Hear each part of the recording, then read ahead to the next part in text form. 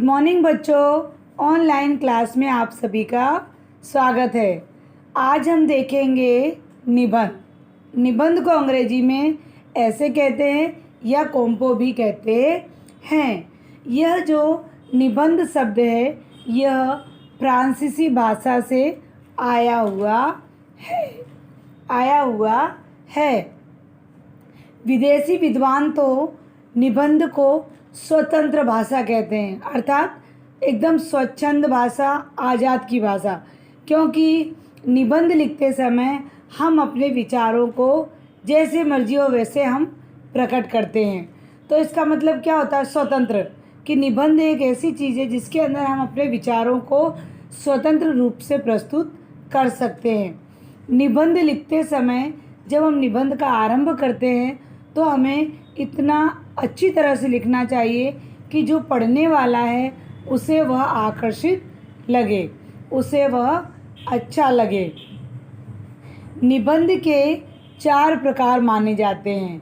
एक तो होता है वर्णनात्मक निबंध, दूसरा होता है विवरणात्मक निबंध, तीसरा होता है विचारात्मक निबंध और चौथा होता है भावात्मक निबंध। वर्णनात्मक जो निबंध होता है पहला, उसमें स्थान, पदार्थ, प्रकृति कथा नेचुरल, इन सब चीज़ों का जिक्र किया जाए उसे हम वर्णनात्मक निबंध कहते हैं। और जो दूसरे नंबर का होता है विवरणात्मक निबंध, यह होता है इसके अंदर ऐतिहासिक घटना जो बहुत पहले घट चुकी है वह, या पर्यटन में आप जाते हो घूमने वह, या पर्वतारोहण जो पर्वत के विषय में, इन सब चीज़ों के विषय में लिखते हैं तो उसे हम विवरणात्मक निबंध कहते हैं।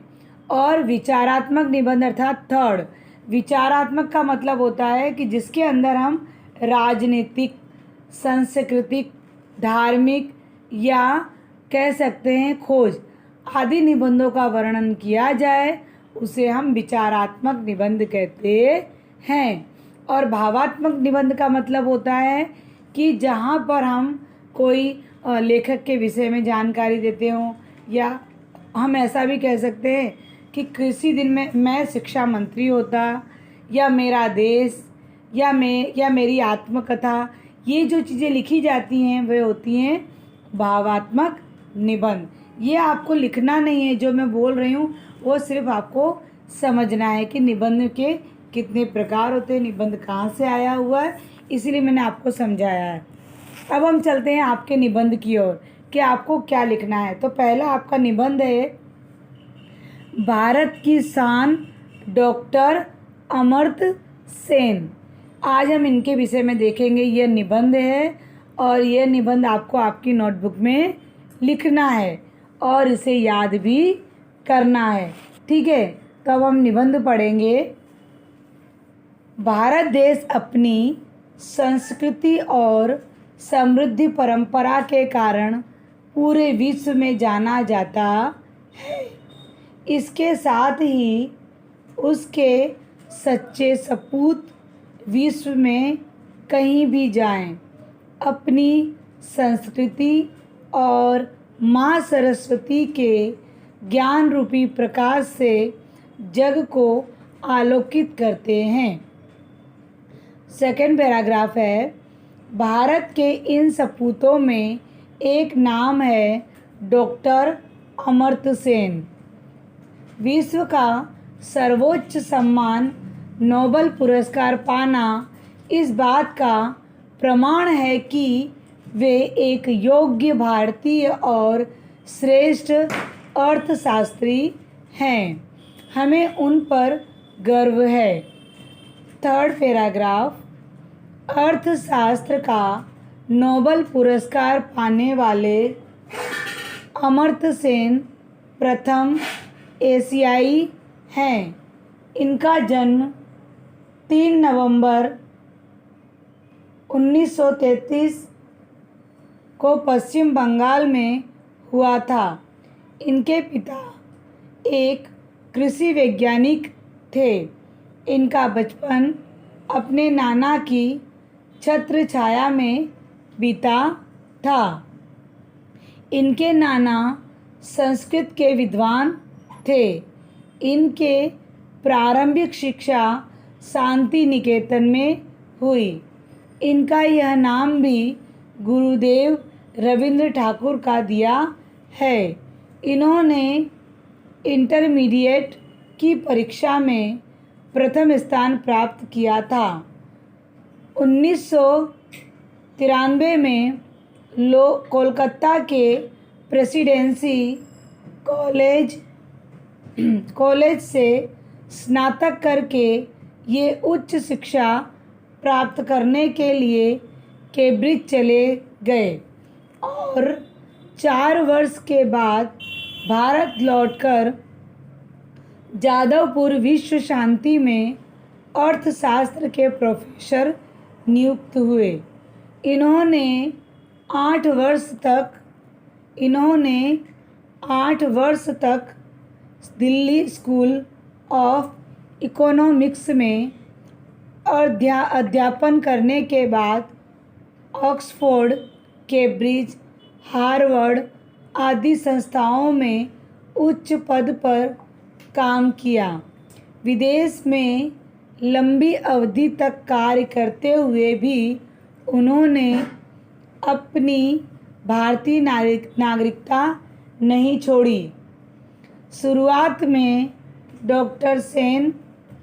डॉक्टर या संस्कृत भाषा के विद्वान बनना चाहते थे, किंतु कॉलेज में विख्यात अर्थशास्त्री सुमोमय चक्रवर्ती की प्रेरणा से अर्थशास्त्र के अध्ययन में रुचि उत्पन्न हुई।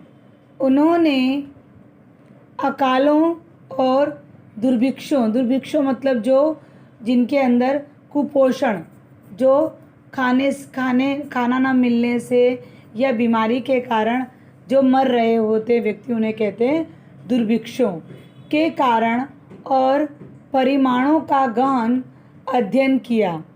1954 में बड़ा बंगाल का अकाल अन्न की कमी से नहीं वरन सरकारी तंत्र की अक्षमता से हुआ।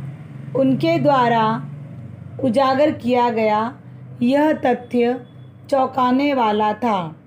डॉक्टर सेन ने यह निष्कर्ष अनेक राष्ट्रों के अकालों के अध्ययन करने के पश्चात प्रस्तुत किया था।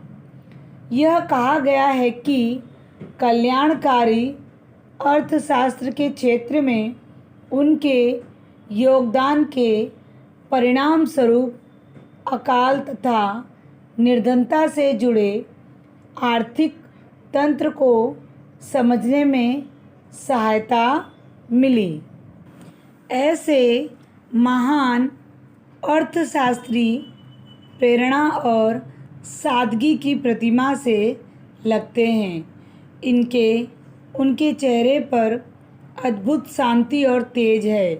धर्मशास्त्र को गरीबी दरिद्रता से जोड़कर जो अनोखा उदाहरण उन्होंने प्रस्तुत किया है, वही विनम्र भाव उनकी श्रेष्ठता को प्रकट करता है।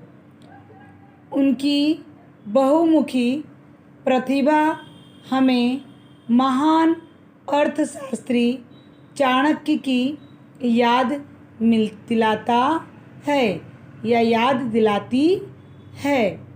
यह हमारा पहला कॉम्पो पूरा हुआ।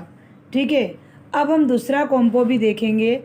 हम आपको 2 कॉम्पो दे रहे हैं, आपको दोनों कॉम्पो आपकी नोटबुक में लिखना है और आपको याद भी करना है। तो सेकंड कॉम्पो आपका है आतंकवाद और विश्व शांति। ठीक है, तो हम देखेंगे इसके अंदर आतंकवाद और विश्व शांति।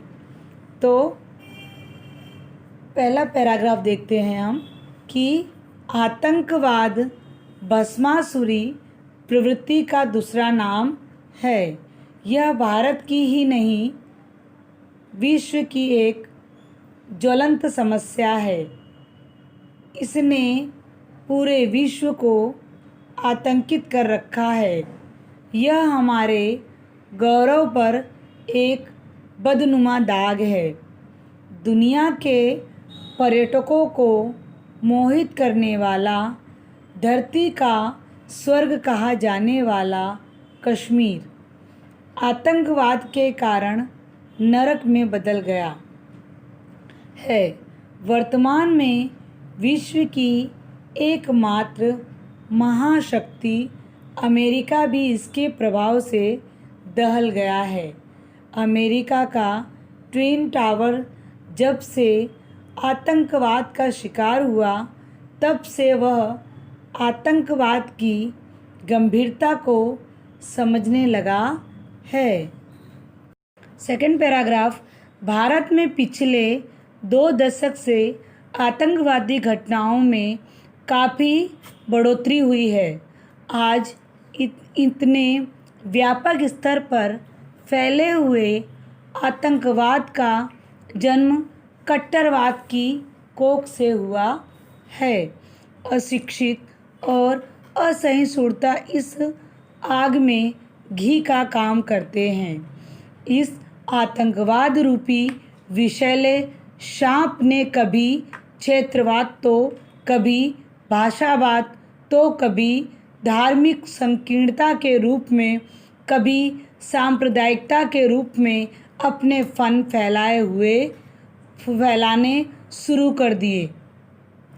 जिन जिन देशों ने आतंकवाद के इस त्रास को झेला है, वे जान चुके हैं कि आतंकवादी का न कोई धर्म होता है, न कोई उनकी कोई जाति। आतंकवादी किसी एक देश या किसी विशेष धर्म के शत्रु नहीं होते, वे तो मानवता के शत्रु होते हैं।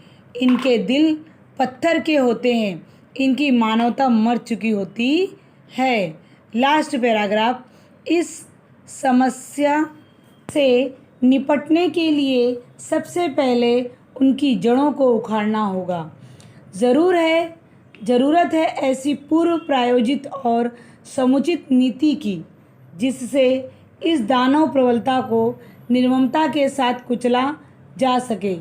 यह नीति आपसी सहयोग और शांति प्रिय देशों की सरकार के सक्रिय समर्थन से ही कारगर हो सकती है। इस दिशा में एक नई पहल लाने का सतत प्रयास करना चाहिए। इसके लिए व्यक्तिगत स्वार्थों को छोड़ना होगा। यदि जल्दी ही इस घातक समस्या से छुटकारा नहीं पाया गया, तो यह जहर परस्पर वैर और विद्वेष को जन्म देगा, जो विश्व शांति के लिए एक बहुत बड़ा खतरा बन सकता है। यहाँ हमारे 2 कॉम्पो पूरे हुए। अब इसके आगे हम एक ग्रामर का टॉपिक भी चला देंगे, ठीक है।